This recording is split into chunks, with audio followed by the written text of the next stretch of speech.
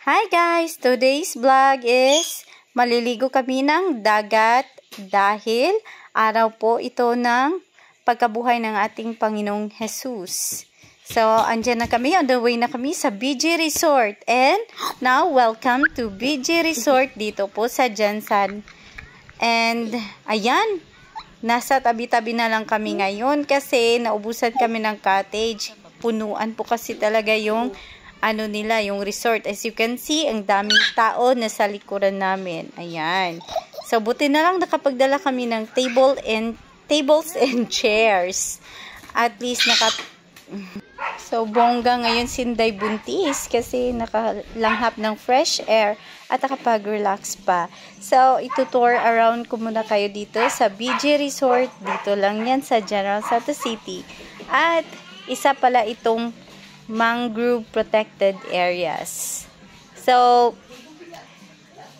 Easter Sunday po ngayon. Kailangan pong maligo sa paniniwala ng mga Catholics. Kailangan po maligo ng maalat na tubig or sa dagat para maalis yung mga kamalasan sa buhay.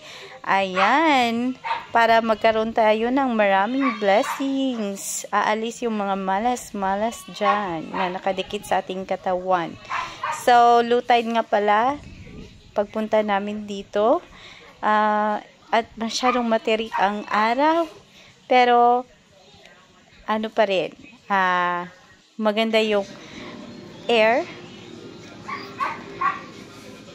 Sobrang nakaka-relax. And sa puntong ito, guys, pauwi na kami kasi 4 PM na ng hapon.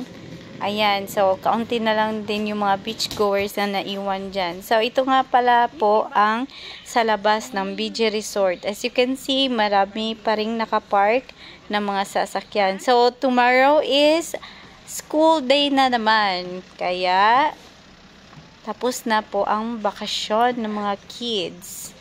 Thanks for watching, guys, and thanks for always supporting my vlog.